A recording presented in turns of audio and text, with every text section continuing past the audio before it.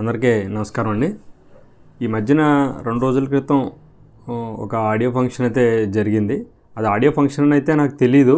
కాకపోతే అది ఏంటి, ఏదో పొలిటికల్కి సంబంధించిన ఫంక్షన్ ఏంటి జరుగుతుంది కొత్తగా, అందరూ స్టేజ్ మీద వైఎస్ఆర్సీపీకి సంబంధించిన వాళ్ళు అందరూ ఉన్నారేంటి అని అనుకుంటే, అది ఇంతకీ విషయం ఏంటంటే అది వ్యూహం సినిమా ప్రీ రిలీజ్ ఈవెంట్ అంటండి.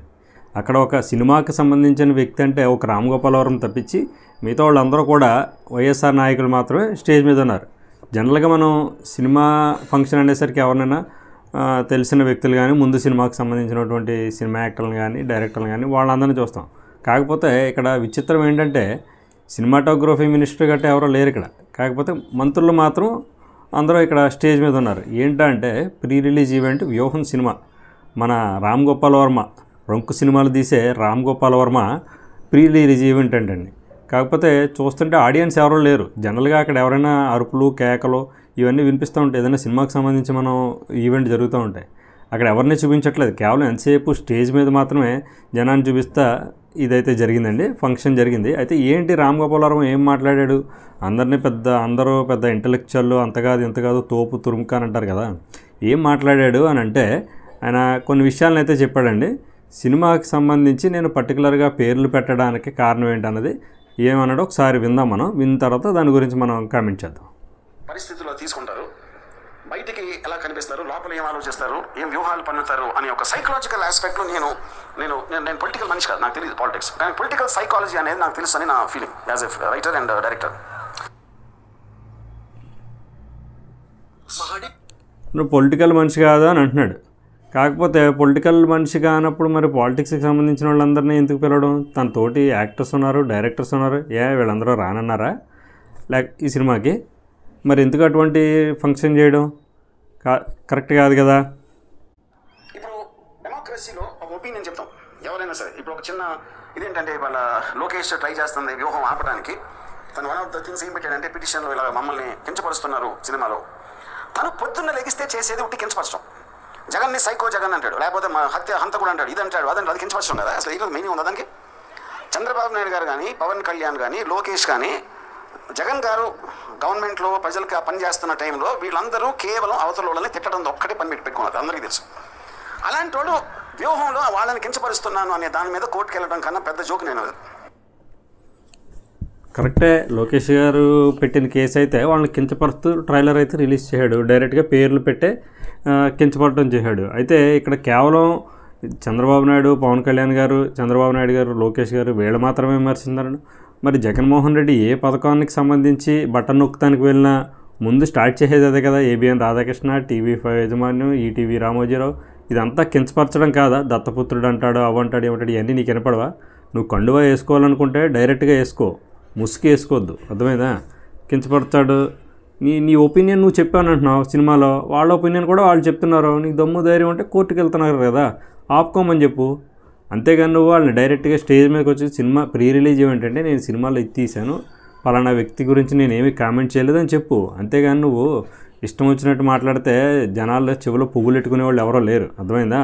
ఆల్రెడీ నువ్వు తీసిన గత సినిమాలు నువ్వు ఎలా తీస్తావో, ఏ వ్యక్తికి టార్గెట్గా తీస్తావో, ఎవరిని సపోర్ట్గా తీస్తావు అన్నది లక్ష్మీస్ ఎన్టీఆర్, ఇటువంటి కమ్మరాజ్యంలో, కడపబిడ్డలో ఇటువంటి సినిమాల్లో ఆల్రెడీ జనాలు చూస్తున్నారు కాబట్టే ఇప్పుడు జాగ్రత్త పడుతున్నారు. గత ఎలక్షన్ ముందర నువ్వు తీసిన లక్ష్మీస్ ఎన్టీఆర్ ఆంధ్రాలో రిలీజ్ అవ్వకపోవచ్చు, కాకపోతే దాని ఎఫెక్ట్ ఎంతో కొంత న్యూట్రల్స్గా ఉండేవాళ్ళు, ఇప్పుడిప్పుడు ఓటు హక్కు వచ్చిన వాళ్ళు, గతంలో ఏం జరిగిందనేది తెలియని వాళ్ళు కూడా దాని మీద ప్రభావితం చూపే అవకాశం ఉందని చెప్పేసి, నిజాలనేది ఇమ్మీడియట్గా ఎప్పుడూ తెలియదు, దానికి ఒక లాంగ్ ప్రాసెస్ కావాల్సి వస్తుంది.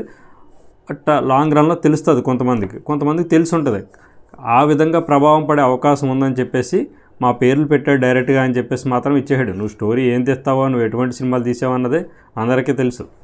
ఏదో ఒక శివ తీసావు, ఒక గాయం తీసావు, ఒక సర్కార్ తీసావు అని చెప్పేసి నువ్వు తీసిన 100 సినిమాల్లో 4 సినిమాలు హిట్ అయితే మిగతా సినిమాలన్నీ ఫ్లాప్ అయితే నేను హిట్ డైరెక్టర్ అని అలా అంటారు. ఫ్లాప్ డైరెక్టరే నువ్వు, అర్థమైందా? ఏ రకంగానూ ఎక్కడ సినిమా దొరకకపోతే, రిలీజ్ చేయడానికి ఎవడో సినిమా కొనకపోతే ఓటీటీలని, యూట్యూబ్లని ఇటువంటి అడ్డదారుల్లో సినిమా రిలీజ్ చేసే డైరెక్టర్ నువ్వు, పెద్ద సెన్సేషనల్ డైరెక్టర్ నువ్వు. ఇంకా ఏమన్నాడో చూద్దామండి ఒకసారి. సో ఇప్పుడు క్యారెక్టర్స్ వైజ్గా ఇందాక నేను చెప్పినట్టు, ఇప్పుడు చంద్రబాబు నాయుడు గారు అని ఆయన ఒక అంటే నా పాయింట్ ఆఫ్ వ్యూ, నేను ఫస్ట్ ఆయన రిజిస్టర్ చేసింది ఎన్టీ రామారావుని వెన్నుపోటు పొడిచి, అంతవరకు ఇప్పుడు ఫాలో అవ్వలేదు ఎక్కువ ఆయన గురించి. సో ఆయన ఫేమ్లోకి వచ్చిందే దాని నుంచి. వచ్చిన తర్వాత ఏమాత్రం కామన్ సెన్స్ ఉన్నా ఎన్టీ రామారావుని ఇంకా బ్యాడ్ క్యారెక్టర్ కానీ కన్సిస్టెంట్గా ఉంచితే అట్లీస్ట్ ఒక పాయింట్ ఆఫ్ వ్యూ ఉంటుంది ఆయన దృష్టిలో ఆయనకున్న ఎక్స్పీరియన్సెస్ అని. ఎప్పుడైతే అయిపోయి ఆయన పోయిన తర్వాత మళ్ళీ ఆయన దేవుడు చేసి ఆయన మహానుభావుడు ఆయన కనిపెట్టాడు అంటే ఎన్టీ రామారావు గారికి ఉన్న ఫ్యాన్ బేసు ఎక్కడ పోతుందో అనే భయంతో అది చేయటం. సో అలాంటి వ్యూహాలు పని ఆయన ఆబ్వియస్లీ అప్పటి నుంచి ప్రతి దానికి నేను ఇది చేశాను నేను అది చేశానని చెప్పి అక్కడి నుంచి ఇంతవరకు ఆయన ఏం చేశాడో నేను ఒక మామూలు ప్రేక్షకుడుగా one of the citizens of ఆంధ్రప్రదేశ్గా నేనైతే చూడలేదు. అప్పుడు నాకు ఒక ఒపీనియన్ ఏర్పడుతుంది తన మీద. చంద్రబాబు నాయుడు గారు రామారావు గారిని వెన్నుపోటు పొడిచాడని అంటున్నాడు. నువ్వు ఉన్నావు అప్పుడు, నువ్వు చూసావా వెన్నుపోటు పొడిచాడని? ఆ రోజుల్లో వెన్నుపోటు పొడిచాడో లేదో అన్నది అప్పట్లో ఉన్నటువంటి తన ఎన్టీఆర్ గారికి పిఎల్ కింద ఉన్నవాళ్ళు కానీ వాళ్ళందరూ కూడా తన ఫ్యామిలీతో దగ్గరకు ఉన్న వాళ్ళందరూ కానీ యూట్యూబ్లో ఆల్రెడీ ప్రత్యేకంగా ఇంటర్వ్యూలు కూడా ఉన్నాయి. అది వెన్నుపోటు కాదు, రాజకీయ సంక్షోభం రాబోతుంది, దానికి జాగ్రత్త పడాల్సిన అవసరం ఉందని చెప్పేసి పార్టీ నాయకులు చూస్తే చంద్రబాబు నాయుడు పార్టీ పగ్గాలు చేపట్టారు. చంద్రబాబు నాయుడు పార్టీ పగ్గాలు చేపట్టక ముందు కానీ తర్వాత కానీ ఎప్పుడు కూడా కామెంట్ చేయలేదు. అంటే నీ ఉద్దేశం ఏంటంటే ఇప్పుడు కామెంట్ చేయాలని చెప్పేసి. అయితే చంద్రబాబు నాయుడుది వెన్నుపోటు అయితే జగన్మోహన్ రెడ్డిది ఏం పోటు? తల్లిపోట చెల్లిపోట దాన్ని ఏమంటారు మరి? అయితే నీ వ్యూహం సినిమాలో అది కూడా చూపించి ఉండాలి. ఇప్పుడు అప్ టు డేట్ అయితే తీసుంటావు కదా సినిమా, ఏదో స్కిల్ డెవలప్మెంట్ అంటున్నావు అవి ఇవి అంటున్నావు. మరి మధ్యలో జరిగిన పోట్లు కూడా ఉన్నాయి కదా, బాబాయ్ పోటు ఉంది, తల్లిపోటు ఉంది, చెల్లిపోటు ఉంది, కోడికత్తి పోటు ఉంది, ఇవన్నీ కూడా పెట్టాలి కదా. నీ పాయింట్ ఆఫ్ వ్యూ ఒకటే చూపెడితే అలాగా? జనానికి తెలిసిన కొన్ని నిజాలు కూడా ఆల్రెడీ బయట తిరుగుతూ ఉన్నాయి, వాటి గురించి కూడా నువ్వు చూపెడితే నువ్వు నిజమైన మొగోడమని అర్థమైందా? నీకేదో నీకు నచ్చిన పాయింట్లు ఒకటి ఏదో జగన్మోహన్ రెడ్డి లేకపోతే వైఎస్ఆర్సీపీ వాళ్ళు చెప్పిన స్టోరీని రాసేస్తే అది సినిమా అవ్వదు, తెలుసుకో. అలాగే రంగుల రాజా పవన్ కళ్యాణ్, రంగుల రాజా పవన్ కళ్యాణ్ రంగు వేసుకున్న వాళ్ళని అందరూ రంగుల రాజా అయితే మరి నీ పక్కన ఉన్న రంగుల రాణి ఎవరు? రోజా ఎవరు? రంగుల రాణియా? అదే కదా నీ ఉద్దేశం? రంగు వేసుకున్న సినిమా యాక్టర్ అన్నవాడు ఎవడైనా రంగు వేసుకుంటాడు, అప్పుడప్పుడు నువ్వు కూడా వేసుకుంటూ ఉంటావు కదా రంగు. నువ్వు రంగులు వేసేవాడు నువ్వు అయితే, తన రంగుల రాజా అయితే ఇలాంటి యాక్టర్స్ అందరికీ నువ్వు రంగులు వేసేవాడు, నీ పక్కన ఉన్న రాణి రంగుల రాణి, అంతే కదా. ఇప్పుడు లేటెస్ట్గా చూస్తే ఊరు పేరు తెలియని ఒక అమ్మాయి తెలంగాణలో ఫేమస్ అయిపోయి బర్రెలక్క అంటే బర్రెల్ని కాసే రే ఊరు పేరు లేదు, బర్రెలక్కకి ఊరు పేరు లేకపోతే ఏం లేదు. బర్రెలక్క ఒక కుటుంబం ఉంది, తన ఒక నేపథ్యం ఉంది, అన్నీ ఉన్నాయి, తల్లి తండ్రి అందరూ ఉన్నారు. నీకే ఎవడో లేని ఊరు పేరు లేని ఏకాగ్గాడి నువ్వే. తల్లిని చూడవు, పెళ్ళాన్ని వదిలేసావు, కూతుర్ని పట్టించుకో, లేదా కూతురు జిమ్లో అవి ఇవి చేస్తున్న ఫోటోలు సోషల్ మీడియాలో వైరల్ చేసే టైపు నువ్వు. ఊరు పేరు బర్రెలక్కకి లేకపోవడం ఏమీ కాదు, అర్థమైందా? ఒక అమ్మాయి అంత పాపులర్ అయిపోతే ఈయన సూపర్ స్టార్ అయ్యి ఉండి బర్రె లెక్క అయిపోయాడు. బర్రె లెక్కకి బికాస్ ఆఫ్ హిస్ థింగ్. అని ఎక్కడ మాట్లాడినా సరే ఫైనల్గా ఇంకొకరికి కమ్యూనికేషన్ చేయడానికి ట్రై చేస్తాం. అలాగే ఈ సినిమా అనేది నా కమ్యూనికేషన్ నేను వీళ్ళ మీద ఫీల్ అయ్యేది. ఆబ్వియస్లీ కొంతమంది నేను వైసీపీ కవర్ట్ అని నేను చెప్తున్నాను కదా ఓపెన్గా, నేను జగన్కి ఫేవర్గానే ఉంటుంది ఈ సినిమా, జగన్ అంటే నాకు చాలా మంచి అభిప్రాయం అని చెప్పి. దాని తర్వాత ఇంకా కోవట్ ఏంటి? ఎందుకంటే వాళ్ళు కోవట్లే ఉపయోగిస్తారు. స్ట్రైట్గా కొండ బద్దలు కొట్టినట్టు చెప్పేస్తే వాళ్ళు కన్ఫ్యూజన్ వచ్చేస్తారు, ఇదేంటి ఏం చేస్తున్నారు. కన్ఫ్యూజన్ ఎవరికే రాదు, కానీ నువ్వు కోవర్ట్ అని అందరికీ తెలుసు. అదే నువ్వు జగన్మోహన్ రెడ్డి ఫ్యాను కాబట్టే, నువ్వు జగన్మోహన్ రెడ్డి భక్తుడు కాబట్టే నువ్వు ఇటువంటి పిచ్చి పిచ్చి వేషాలు వేసి అవతల వాళ్ళని ఇప్పుడు ఓటక్కు వస్తున్న వాళ్ళని ఆ టైంలో ఏం జరిగిందో ఇప్పుడు ఏం జరుగుతుందో చూడడం వాళ్ళని నువ్వు ప్రభావితం చేసే అవకాశం ఉందని చెప్పి నిన్ను ఖండిస్తున్నారు, తెలుసా రామ్ గోపాల్ వర్మ. అయితే రామ్ గోపాల్ వర్మ ఒక సెన్సేషన్ డైరెక్టర్ అని టీవీలో న్యూస్ ఛానల్లో అప్పుడప్పుడు ఇంటర్వ్యూలకి గట్రా పిలిచేవాళ్ళు కూడా బుద్ధి జ్ఞానం ఉండాలండి. అదే కాకుండా సెన్సార్ సర్టిఫికెట్ ఇచ్చిన వాళ్ళకి కూడా కొంచెమైనా ఇంగిత జ్ఞానం అనేది ఉంటే, ఇప్పుడు అతను చూపించిన క్యారెక్టర్లు డైరెక్ట్గా చంద్రబాబు నాయుడు లోకేష్ అని చెప్పి చూపెడుతున్నప్పుడు దానికి ఒక నామ్స్, దానికి ఒక రూల్స్, ఒక వ్యక్తిని టార్గెట్ చేయకూడదు, ఒకరిని మంచివాడని చూడడానికి ట్రై చేసినప్పుడు అవతల వాడిని ఇప్పుడు ప్రజెంట్ బ్రతుకున్న వ్యక్తిని నువ్వు తప్పుడుగా చూపించకూడదన్న ఇంగిత జ్ఞానం కొంచెమైనా లేదా? ఫిల్మ్ ఛాంబర్కి సంబంధించిన దిల్ రాజు కానీ ఇటువంటి వాళ్ళందరూ ఏం చేస్తున్నారు? నిద్రపోతున్నారా? ఓహో దిల్ రాజు కూడా తను ఏం మాట్లాడలేడండి పాపం, అవకాశం లేదు తనకి, తను ఏమంటానికి కూడా లేదు. వీళ్ళందరూ నిద్రపోతున్నారా? బుద్ధి జ్ఞానం ఉందరా సినిమా వాళ్ళందరూ కూడా? చంద్రబాబు నాయుడు సినిమాటోగ్రఫీ మంత్రిగా ఉన్నప్పుడు ఏం చేశాడు?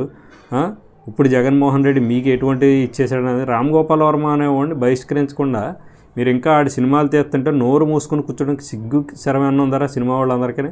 ఆడంటే సిగ్గు ఎప్పుడో వదిలేసాడు. సిగ్గుమాలిన సినిమాలు, జిఎస్టీలు అవి ఇవి అని ఇండియాలో రిలీజ్ అవ్వకపోతే ఫారెన్ సర్వర్ల ద్వారా సినిమాలు రిలీజ్ చేయడం, వాడి గురించి మనం ప్రత్యేకంగా అయితే చెప్పనవసరం లేదు.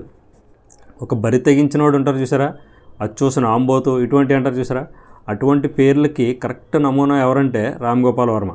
ఆయన ఏ ముద్ర అయినాయి నేను ఇదే అని సిగ్గు లేకుండా ఒప్పుకుంటాడు. తెల్లారులేస్తే పవన్ చూస్తానని సిగ్గు లేకుండా చెప్తూ ఉంటాడు. మీ ఇంట్లో అక్క చెల్లెళ్ళు ఎవరో లేరా, ఆడు ఎలా చెప్తుంటే ఇంట్లో పిల్లలు చూస్తారు, ఈ న్యూస్ ఛానల్స్ చూస్తుంటారు. ఇవన్నిటిని ఖండించడం మానేసి వాళ్ళని అసలు డిబేట్కి తీసుకురావడమే పెద్ద తప్పు. ఈరోజు TV5 వాళ్ళు డిబేట్కి తీసుకొచ్చారు. TV5 వాళ్ళు మూర్తి గారు గట్రా చాలాసార్లు డిబేట్కి తీసుకొచ్చారు. అతను ఏమి ఇంటలెక్చువల్ అని చెప్పేసి TV5 మూర్తి గారు మీరు అన్నిసార్లు అతను ఇంటర్వ్యూ చేయాల్సిన పని అయితే లేదు. మీరు ఇక మీదట రామ్ గోపాల్ వర్మ లాంటి డిబేట్కి కానీ తీసుకొస్తే మీ మీద ఒక గౌరవం గట్రా ఉంది, అది కూడా పోయే అవకాశం ఉంది. దయచేసి మూర్తి గారు కూడా TV5 మూర్తి మీరు కూడా అతన్ని ఇంటర్వ్యూలకి అది పిలవకుండా ఉంటారని అయితే నువ్వు కండువా కప్పుకొని నీ ఇష్టం వచ్చినట్టు మాట్లాడితే పెద్దగా జనరల్గా ఇప్పుడు కొడాలి నాని ఇటువంటి వాళ్ళు ఎలా మురుగుతూ ఉన్నారో ఇదిలో ఒక్కొక్క మురిగిందని వదిలేసుకునేవాళ్ళం. నువ్వు కండువా కప్పుకోకుండా నేను రాజకీయ నాయకుడిని కాదు, నాకు రాజకీయాలతో సంబంధం లేదంటూ, నేను జగన్ అభిమానిస్తాను, నాకు జగన్కే ఇదంటూ ఇవన్నీ చెప్పి నువ్వు చంద్రబాబు నాయుడు గారిని లోకేష్ని ఇటువంటి మాట్లాడుతుంటే ఊరుకోవడానికి మేమన్నా పిచ్చబెట్టిందా? మాకన్నా పిచ్చ అనుకుంటున్నావు నువ్వు? నిన్ను కామెంట్ చేయకపోవడానికి, నిన్ను ట్రోల్ చేయకుండా ఉండడానికి. నువ్వు ఎలాగైతే నువ్వు ఒకళ్ళని ట్రోల్ చేయాలని చెప్పేసి ఒక సినిమా నీ దగ్గర ఒక మాధ్యమం ఉంది, నువ్వు చేసుకుంటున్నావు, మిగతా వాళ్ళు కూడా అలాగే చేస్తారు. దానిలో తప్పే ఉంది? దానికి ఇదైపోతావు ఎందుకు? నువ్వు కోర్టులోకి గెలువు, కేసు గెలువు. నువ్వు అంత తప్పు లేకపోతే నీకు అంత ఫ్రస్ట్రేషన్ ఎందుకు? ఎప్పుడూ లేదు అంత ఫ్రస్ట్రేషన్, ఎందుకు వచ్చేస్తుంది అర్థం కావట్లే. ఒకవేళ సినిమా అకస్మాత్తుగా అయినా రిలీజ్ అవ్వకపోతే ఎక్కడ జగన్మోహన్ రెడ్డి గోపగలు కొట్టేస్తాడన్న భయం నీ ముఖంలో క్లియర్గా అయితే కనిపిస్తుంది. సినిమా ఇష్టం వచ్చిన వాళ్ళు చూస్తారు, లేకపోతే లేదు అన్నావు కదా, మరి అలాంటప్పుడు OTTలో రిలీజ్ చేసుకో. ఇష్టం ఉన్నవాడు సబ్స్క్రిప్షన్ తీసుకుంటాడో ఏం చేసుకుంటాడో, డౌన్లోడ్ చేసుకుంటాడో చూసుకుంటాడు కదా. నీ సినిమా థియేటర్లోనే రిలీజ్ చేయాలని ఆరాటం ఎందుకు? నీకు అంత ఆరాట పడిన అవసరం లేదు కదా. ఎందుకంటే సినిమా థియేటర్లోనే రిలీజ్ చేయమని జగన్ నీకు బాగా చెప్పాడు. లేకపోతే నీ గోబ ఆ గోబ ఈ గోబ పగిలిపోద్ది. కాబట్టి నువ్వు అంత ఆరాట పడిపోయి అంత ఫ్రస్ట్రేషన్లోకి వెళ్ళిపోతున్నావు. అంతే తప్ప వేరేది ఏమీ లేదు. నీకు తను ఎలా చెప్పాడో స్టోరీ, స్క్రీన్ ప్లే, దర్శకత్వం, వ్యూహం సినిమాకి రామ్ గోపాల్ వర్మ కాదు, జగన్మోహన్ రెడ్డి. నువ్వు సినిమాని అంతే తీసావు, నీకు తీర్థం వచ్చి కాబట్టి నువ్వు తీసావు అంతే తప్ప మిగతా కథా స్క్రీన్ ప్లే అంతా నడిపిందంతా జగన్మోహన్ రెడ్డే. ఈ విషయం కొట్టొచ్చినట్టు అందరికీ తెలిసిందే. నువ్వు దాని గురించి ఇదైపోకో. కాబట్టి నువ్వు ఇటువంటి పిచ్చి పిచ్చి సినిమాలు తీయకు. నీ దగ్గర టాలెంట్ లేదా అంటే టాలెంట్ ఉందే, లేదని ఎవడైతే అనట్లా, దాన్ని సరిగ్గా ఉపయోగించమని అంటున్నారు. అంతేగాని బూత్ సినిమాలు, ఎవడన్నా బూతుల సినిమాలు ఇలాంటివి తీయడం వల్ల ఉపయోగం ఏమీ లేదు. నీకు అంతంత ముందు రోజుల్లో నీకు రేపు పొద్దున్న సినిమా తీసేవాడు కూడా ఉండడు. ప్రొడ్యూసర్కి దోలు తీరిపోయిందంటే ప్రొడ్యూసర్ కూడా జగన్మోహన్ రెడ్డే కదా. నీతో సినిమా తీసేవాడు కూడా ఎవడు ఉండడు.